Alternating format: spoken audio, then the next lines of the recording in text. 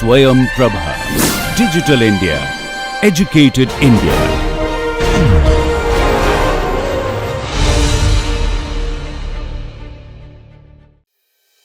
This maritime engineering, as you see, is a very special program which has got multidisciplinary input from mechanical, civil, structural, aerospace, naval architecture, chemical engineering, electrical, electronics, applied mechanics. It's a multidisciplinary program.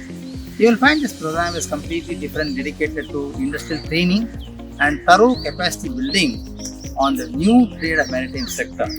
It's a grooming economy which will give you a lot of job opportunities and research frontiers as far as India is growing.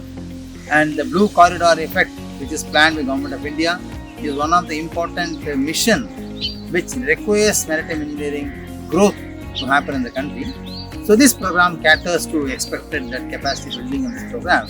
Friends, this is part of a material science engineering laboratory which becomes one of the teaching aid for the maritime engineering program.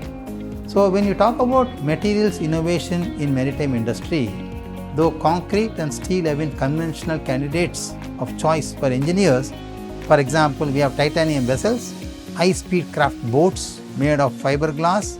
These are all advanced materials which actually do not come across conventional standard design code of practices.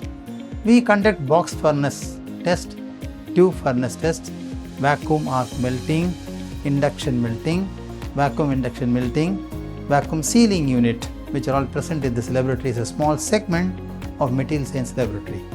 Friends, a typical furnace where the operating temperature for testing specimen can go as high as 12 degrees Celsius. Generally at room temperatures and ambient condition, the mechanical properties will not alter much. As you see in the course lectures, you will notice that strength of the material get degraded when the temperature rises beyond 600. Therefore, when you talk about fire resistant design, you must also choose an alloying element such a manner that the strength doesn't degrade beyond 600 degrees Celsius at all. Welcome to the ambience of IIT Gandhinagar lecture theatre. This is one of the interesting classrooms where the maritime engineering classes will be conducted. We have got state-of-the-art projection facility and good audio-visual recording systems.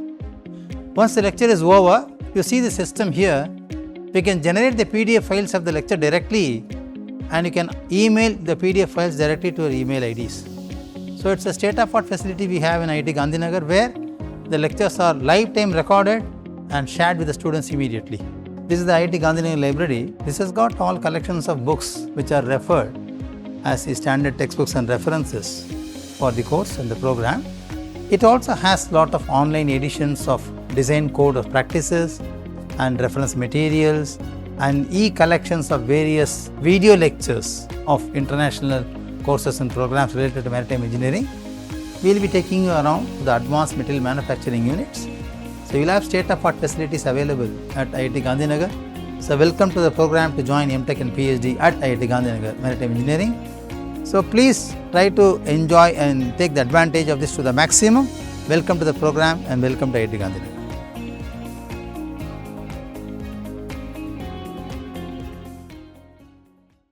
Welcome friends. In continuation to what we discussed in the last lecture,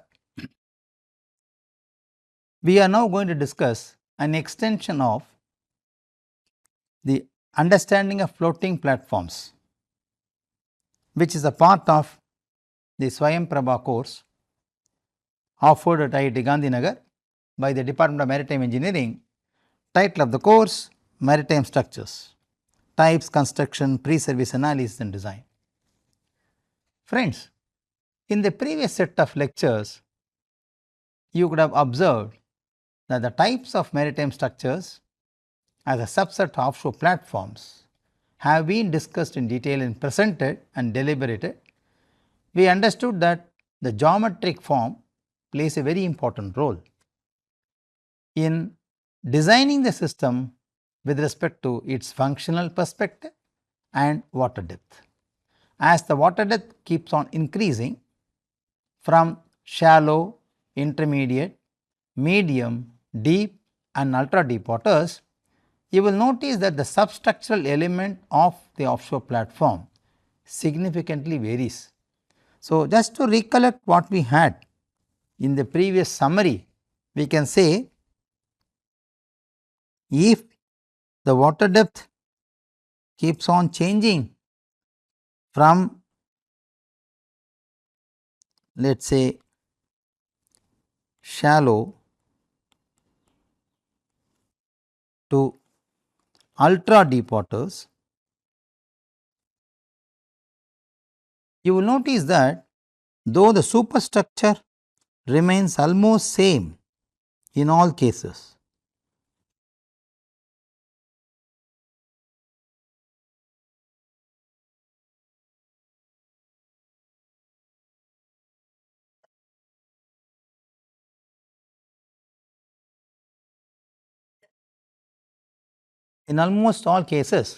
but the substructure which is earlier fixed with steel jackets have been then became completely floating,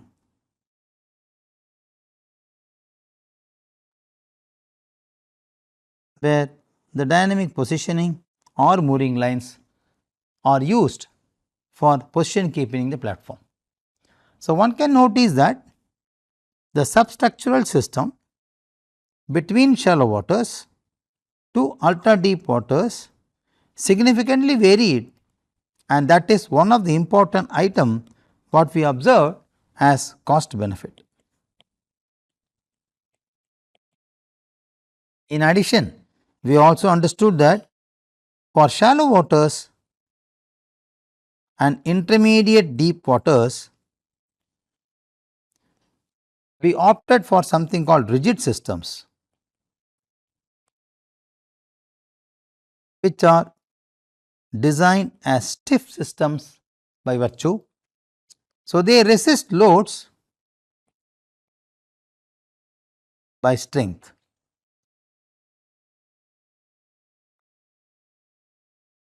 Whereas, when we move to floating structures, they resist loads by relative displacements. Unfortunately, the unhappy part here is these displacements are relatively very large. So, when you have large displacements, the system should be controlled and should be kept in position for conducting its operation. So, therefore, one of the main challenges in large floating structures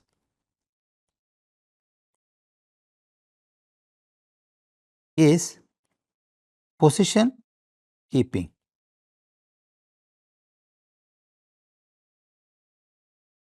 We will take an example of one such system today in this lecture and explain that how artificial intelligence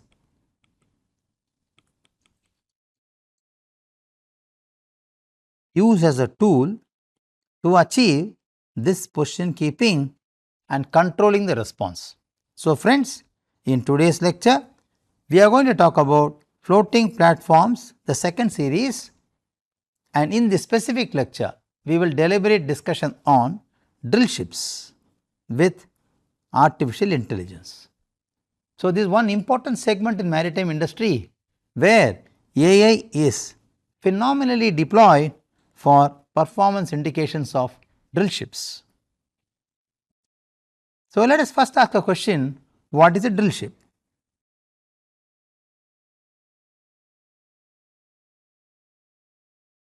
Friends, drill ship is similar to a hull form of a ship. The hull form is similar to a ship, but it is modified later to deploy the exploration and drilling equipments. So, what I should do now is I must, this is the water line,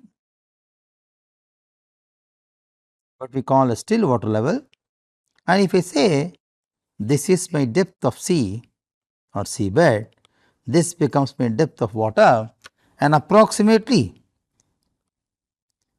drill ships are capable of operating at a depth of about 1500 to 2000 meters. One can easily notice here that the substructure part is completely missing. Okay. Just for our understanding of terminology, this particular part which is immersed in water will help the ship to sail, because this immersed volume induces buoyancy, and this buoyancy enables the vessel to sail. So, for sailing the vessel we need two configurations. One, positive metacentric height,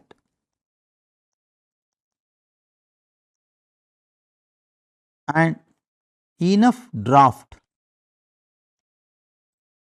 to induce buoyancy. If you have these two, the vessel will start sailing. So, ships have been always used since 1900s for carrying passengers or cargo from one point to another point in different parts of the world. So, ship industry has been a very powerful commuting medium of people, especially in peninsular sectors. So, India, under the vision of blue economy, is now foreseeing that the blue corridor around the peninsular surface or regions of this country should be now invoked to have lot of cargo and passenger traffic through this maritime industrial sector. So, ships are powerful commuting medium in water bodies, and they have been always successful in commuting or carrying cargo in different parts of the world. There is no question about that.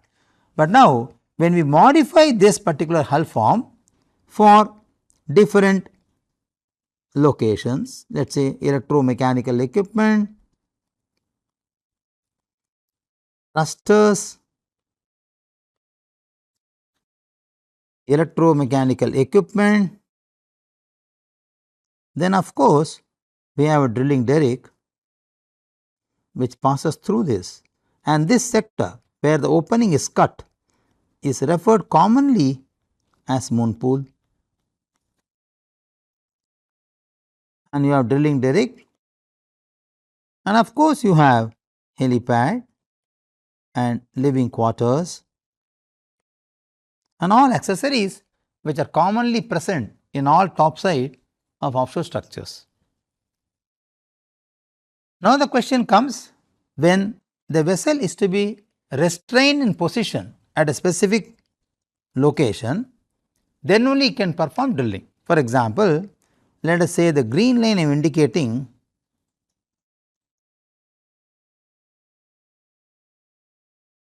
let us say is a riser.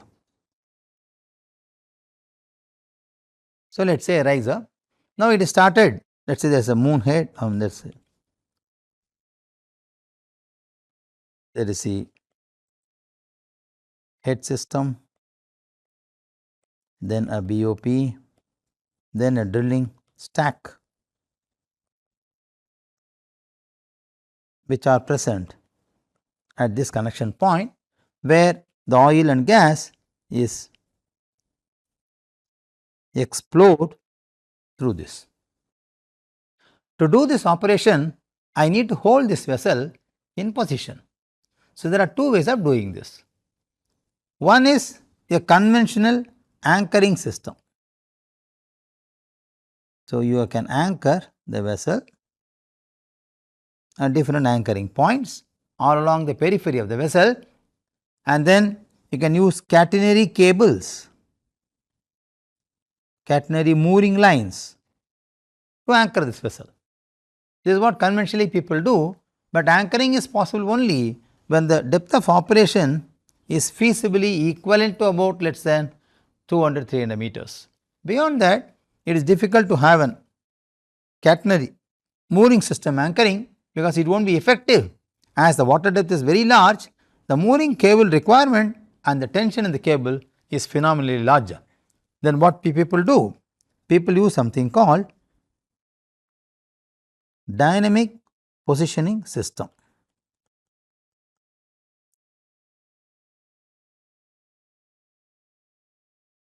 Just to explain you what is a DPS, let us understand that I have a vessel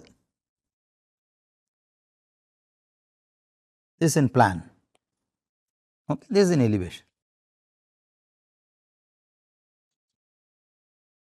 this is in elevation, this is in plan. So, let us say I have a CG of the vessel marked here, this is CG of the vessel. The vessel will have geodetic positioning systems, receivers. They will communicate with the satellite to indicate their position in terms of latitude and longitude. So, the coordinates of these are known and registered constantly. As the vessel keeps on moving, these coordinates changes and they are recorded here. So, at any instant of time, you will know at what coordinate position geographically the vessel is placed. Okay. Now, under the wave action, if the wave is acting and the vessel starts moving, the CG changes. This change in CG between the original one is now recorded. So, delta longitude and delta latitude is calculated. What do you mean by this?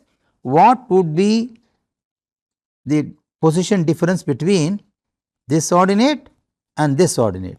They are calculated. Okay. Now, to bring back this vessel to this position, what would be the force required? It is computed, because you know the mass of the vessel, you know the displacement, you can compute this force. So, to bring this vessel back to this position, what force is required, that is calculated, and this force is fed to a system called thrusters. So, thrusters are located all along the surface of the vessel on all the four sides. So, thrusters will have piston and rocker arrangement, which will impose a force in the direction opposite to this value. So, if it is moved to the left, thrusters will try to bring it to the right. If it is moved to the right, thrusters will try to bring it back to the left. Okay. So, this arrangement of position keeping by using DPS is a conventional method which is followed in all drill ships. Now, the question comes, why we need to achieve the position keeping of the vessel? This is required because if we do not do that, these risers will get disconnected. So, I want the risers to be in position to explore oil. To do that, I want to maintain the CG of this vessel. If the CG of the vessel is shifted, then thrusters will help me to bring it back, both laterally, longitudinally, both, it will help. So, this conventional arrangement what we have in drill ships are called dynamic positioning system, DPS. Okay.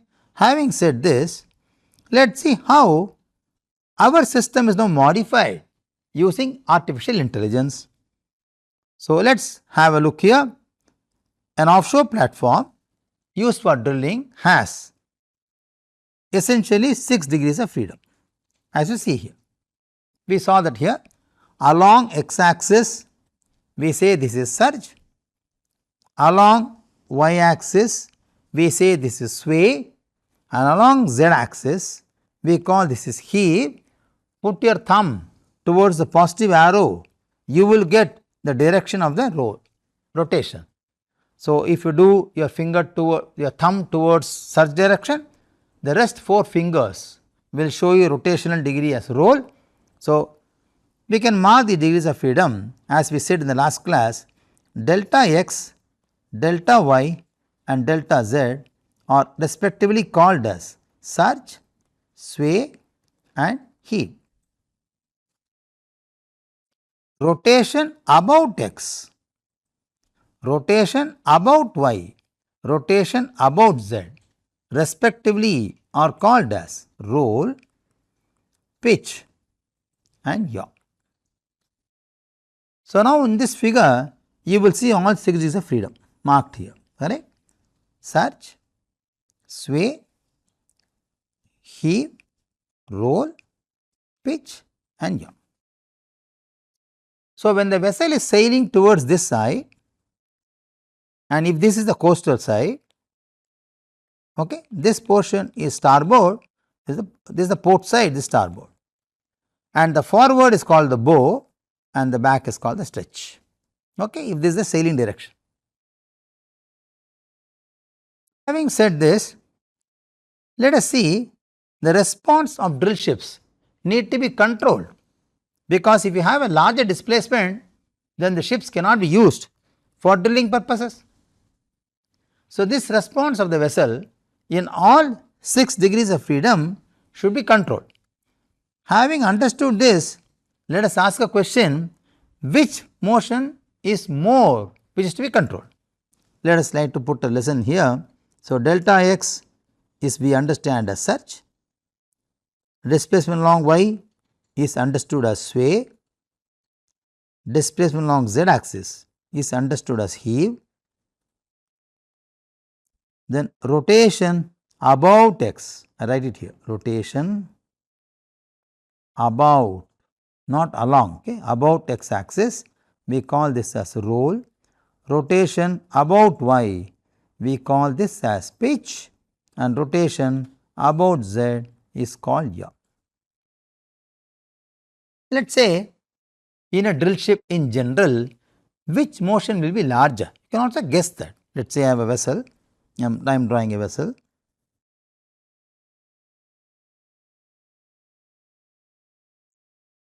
This is the CG of the vessel. Let us say this is my bow and start, this is the sailing direction. So, one can say that along this direction, the vessel is very flexible. So, sway will be very high. Similarly, for a given width of the vessel, this motion will also be there, it will not be 0. So, sway and surge will be present in a given system. However, if this is my water depth,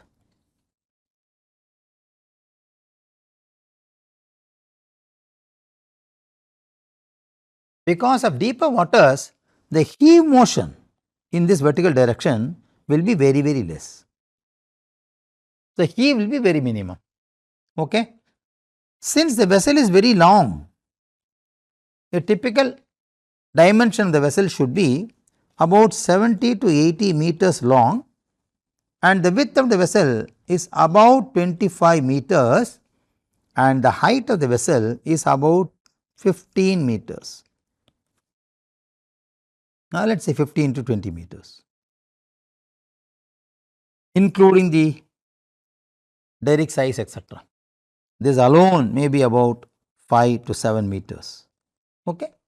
So, now since the vessel is very long, it is very difficult to rotate this vessel about this axis, correct, because you need to have a larger energy to rotate this vessel about this axis.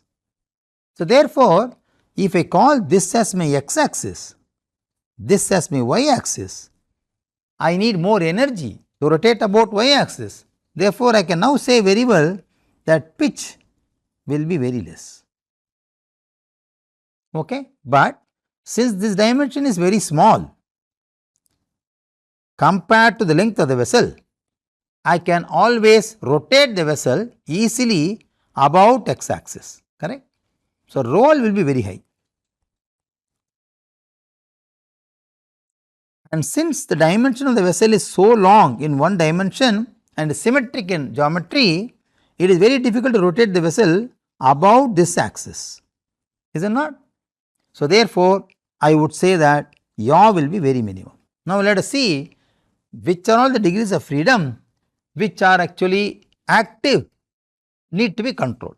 So, one can say surge, sway and roll need to be controlled, need to be monitored, etc. Therefore, friends, the dynamic positioning system essentially focuses on surge, sway only, whereas anti-roll tanks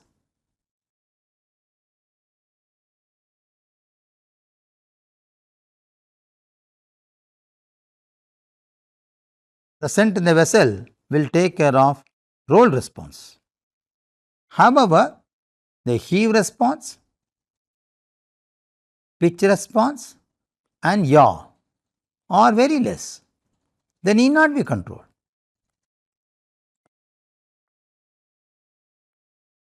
This is what we have seen in the previous slide also. Okay. So, now the dynamic positioning systems essentially focuses surge and sway motions only. Okay. So, displacement along x, along y are focused.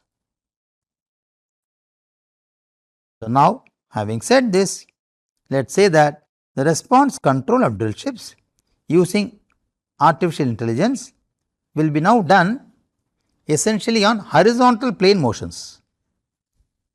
We already saw this in the previous lecture. Surge and sway happens on xy plane and yaw is about z axis. It means that is also happening on xy plane. So, along the horizontal plane the motions are surge, sway and yaw. Along the vertical plane the motions are roll, pitch and heave. This we saw already. Okay. Roll will happen, pitch will not happen, heave will not happen, yaw will not happen. So, we have to monitor surge, sway and roll. It means focus on horizontal plane only for DPS, because anti-roll tanks will be provided for controlling roll. Okay. So, now to do this, conventional dynamic positioning systems are deployed, but if you remember correctly the discussions what we had here, these dynamic positioning systems need signals to interact with the receivers, because they have GPS, geodetic positioning systems, which are geographic receivers which receive information from the satellite. If there is a problem of miscommunication between the satellite signals and the receivers, the DPS functioning will be defective. So, drill ships will not have ability to move to its equilibrium position. So, in such situations I can always use what we call as artificial intelligence to trigger this recentering ability or equilibrium capacity of the drill ship excellently using an external agency. Let us say AI is now going to be deployed as a tool to achieve this. So, using AI, total local control of the vessel can be achieved. Okay. Friends, in the absence of AI, ships were always monitored and controlled using DPS and they were very successful. There is no lacuna that DPS are not effective at all. But in case of strategic vessels like naval defense etc., if by chance the receivers are not working or they are compromised, they are intervened by an external party, then the vessel need to be brought to its control using artificial intelligence. So, this is a very specific application where AI can be used in maritime systems, for example drill ships, to achieve the necessary applications on its functional perspective. Having said this, let us quickly see a conceptual view of a drill ship, which we already drew earlier. So, one can see very well here that the one which is passing through the drilling derrick, the deck, is called as the moon pool, and this is a crane being used for lifting the objects and placing them on board. Of course, pipe tracker, engine room etc., they are electromechanical systems which are present in a vessel.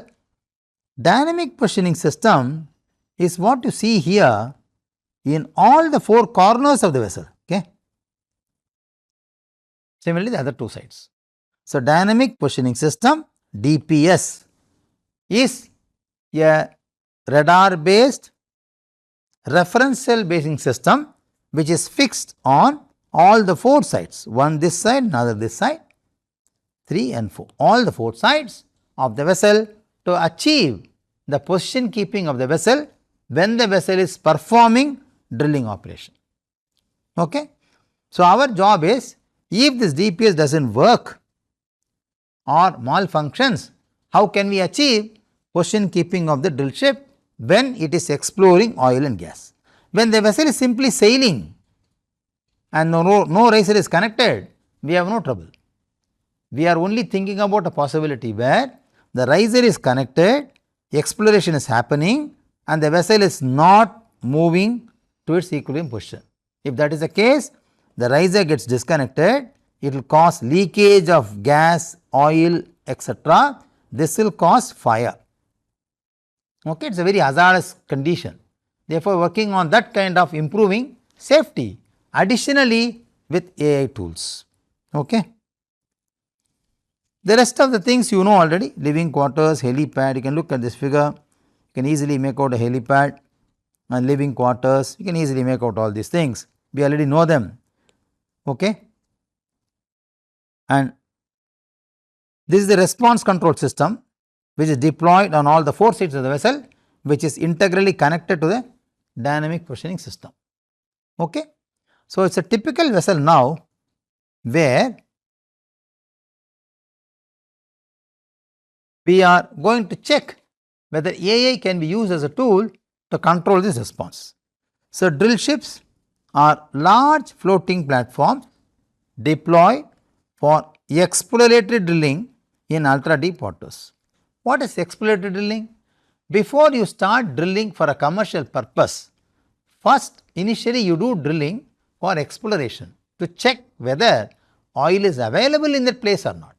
You do not construct a platform without knowing the potential of oil reserve. To do that, you need a platform, you need a methods and means to explore whether oil can be drilled at this specific site. To do this kind of performance operations, drill ships are generally deployed. Okay. So, drill ships are essentially for exploratory drilling. Of course, they can be used also for production. So, they are classified based on storage capacity.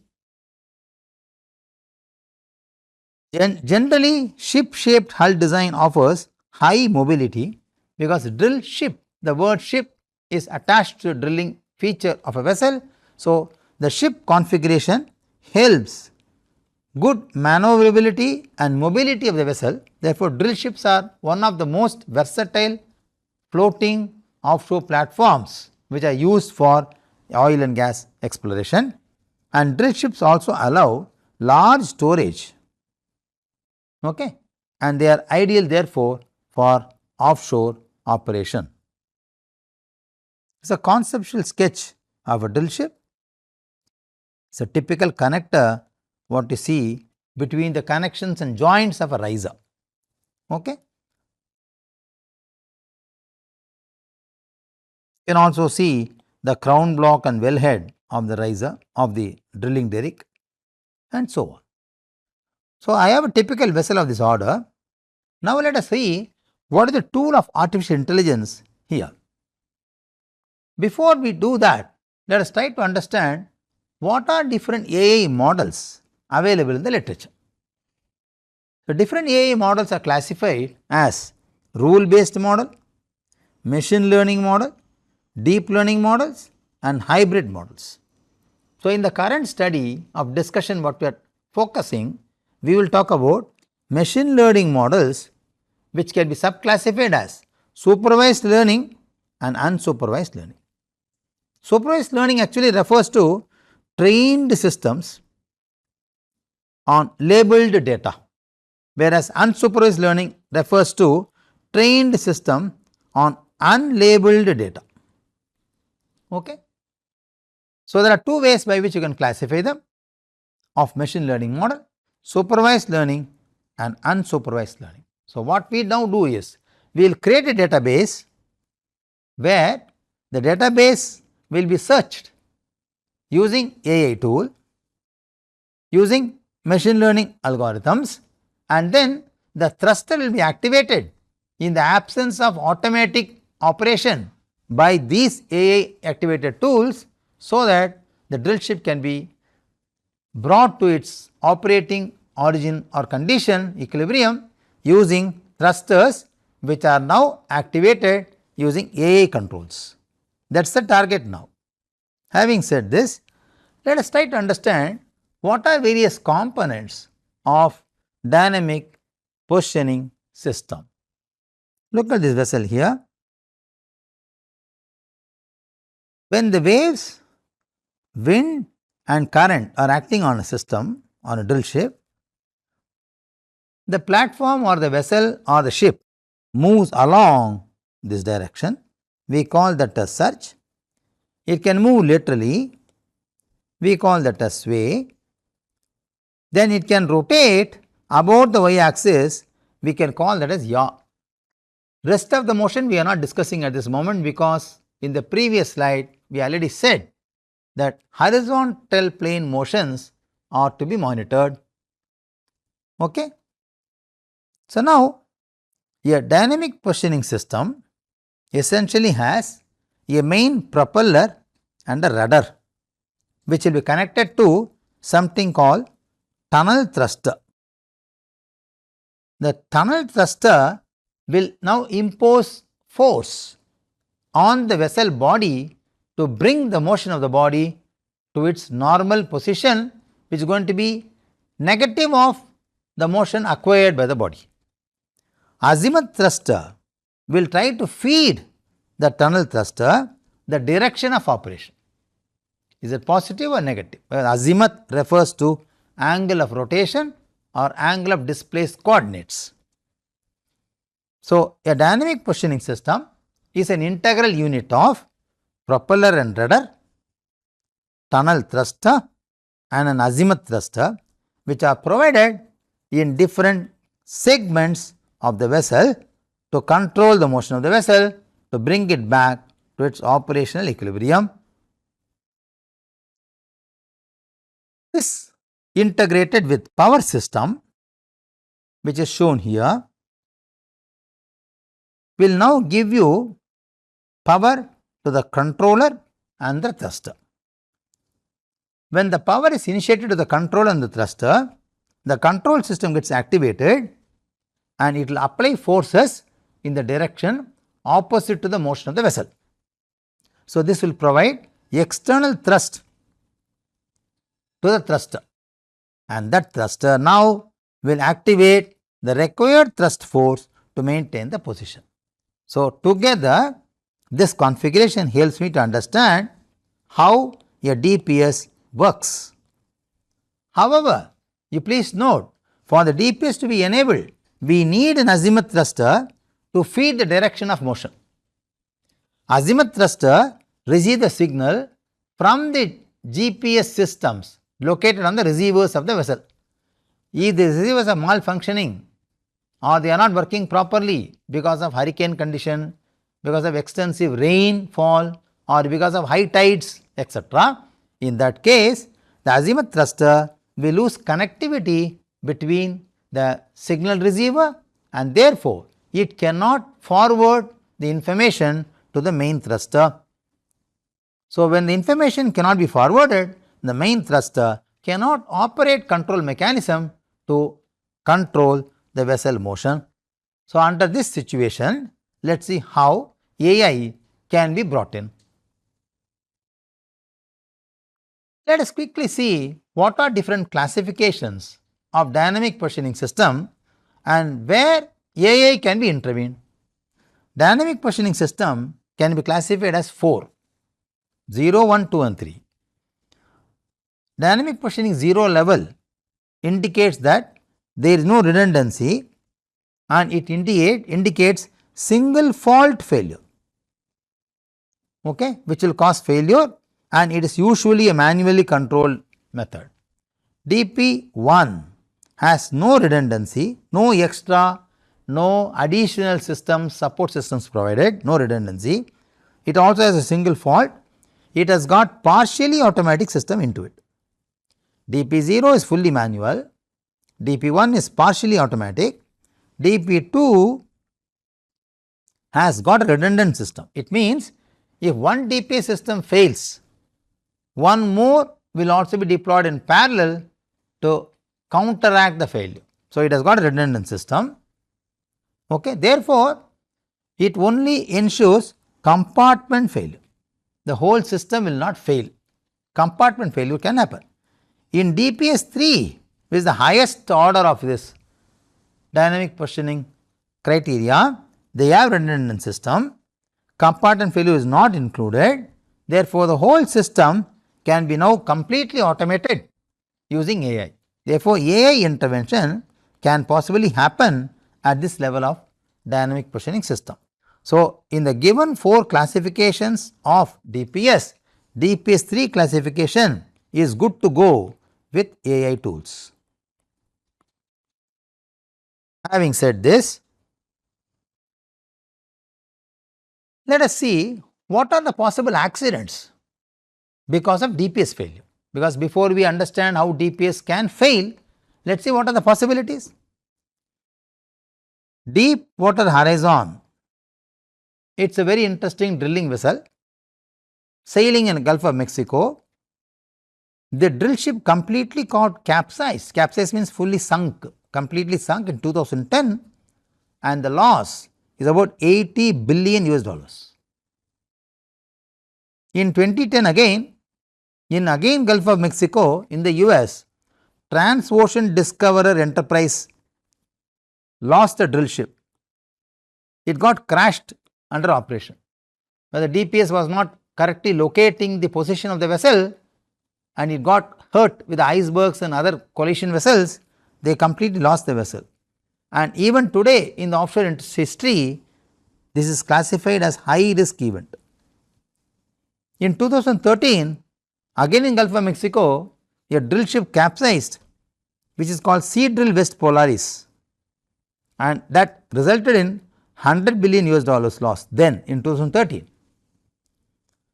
Chandrasekaran drill ship in 2010 off course in Guyana, the drill ship was parked and it incurred lot of operational loss close to about 200 billion US dollars. Drill ship cannot be operated, it was parked.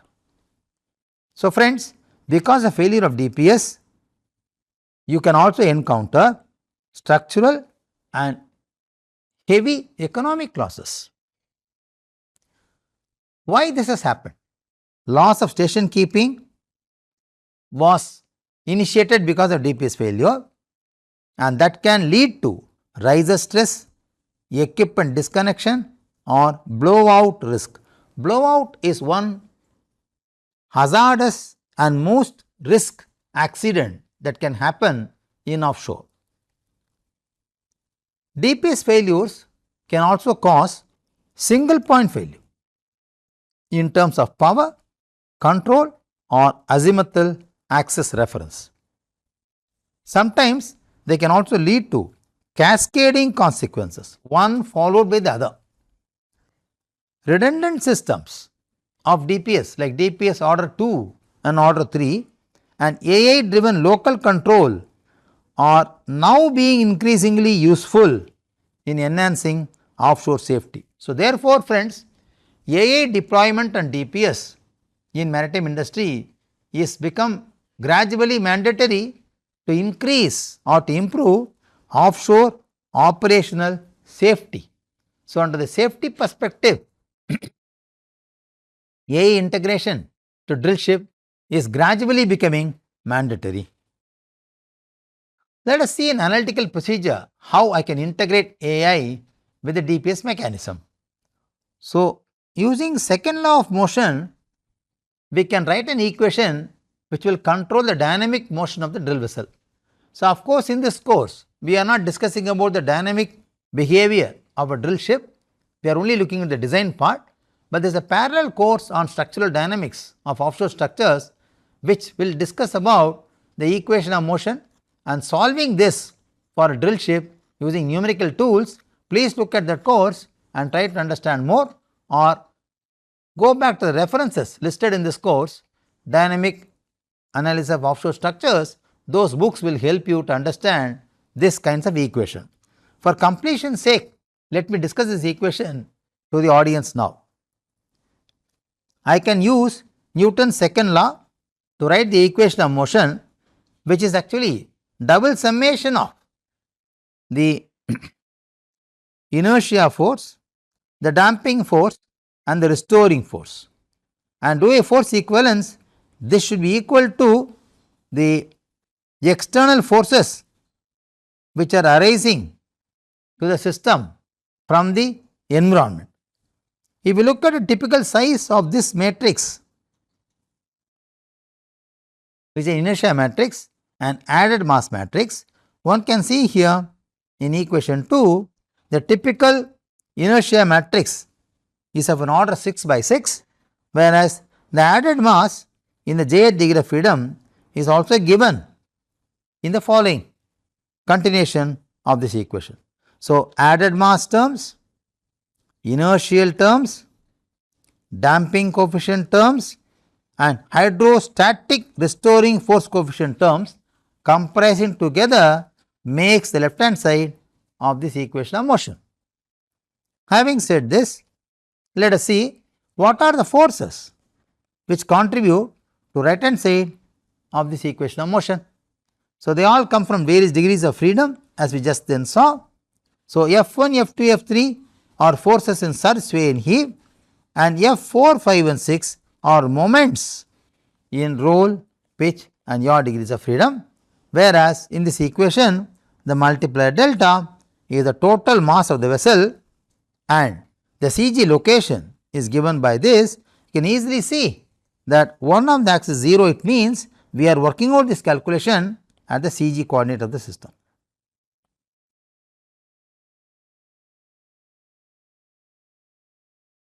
Okay. So, once I have this force equilibrium completely solved, then I run a numerical model and try to find out the response. So, what I do, I pick up a vessel in operation, I put the DPS measurements into it, then I try to find out the response of this vessel in an algorithmic manner. I fed that algorithm to AI tool. Okay. Now, the AI will now search for the exact motion of the vessel position and try to locate the threshold, the response and the threshold value of the response. If the response is lesser than the threshold value, no control is required. If the response exceeds threshold value, then a control is activated using AI. So, either you travel in the path of A or you travel in the path of B. So, now in both cases the AI algorithm checks whether the response is exceeding threshold or not. So, response which is computed for the vessel using general DPS is now tabulated. So, the vessel taken for the study is Glomer C. Louis drill ship sailing in Korean waters. You can see the length of the vessel is about 210 meters, breadth is about 36 meters and depth or height is about 20 meters. That is the vessel dimension. One can see easily identify the parts. The red one what you see here in the vessel is the maximum draft or the maximum submergible line. In naval architecture term, we refer this as plume line. Okay.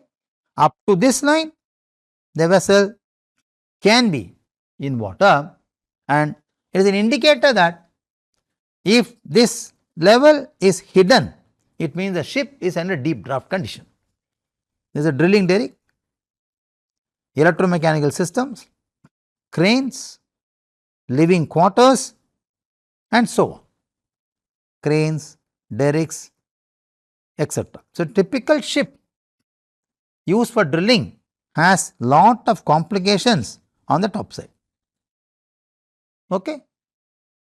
So, length is about 200 meters, breadth is about 36 meters and height is about 18 meters, let us say.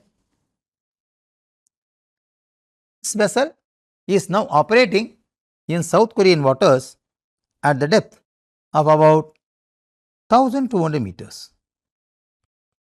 So, this is being analyzed using numerical model, and the response of the vessel in different degrees of freedom is tabulated. One can see here. For a different sea state ID, sea state 1 refers to specific wave height and specific wave period. For different sea states ID, for different time intervals, the surge response, velocity, acceleration and force is computed. Similarly, sway response, velocity, acceleration, force is computed, is saved in a full database of the vessel. This database now is made available to the system, including yaw response, velocity, acceleration and yaw moment. So, we are bothered about 3 degrees of freedom. One is surge, other is sway, other is yaw. These are all happening on horizontal plane. The rest are not controlled, okay? They are very minimum in order. So, a typical snapshot of the data set derived from numeric analysis of this vessel is on the screen. So, it is a time history, you can see it is continuously varying. So, time history data continuously varying. So, this is being used to prepare the data set which is now going to be accessed by AI algorithm. The AI algorithm what we now use is a machine learning model which is a trained algorithm. Therefore, we keep on feeding data to this model and try to interpret the data between the tabulated value given on the screen. So, what we do a numerical model of the vessel,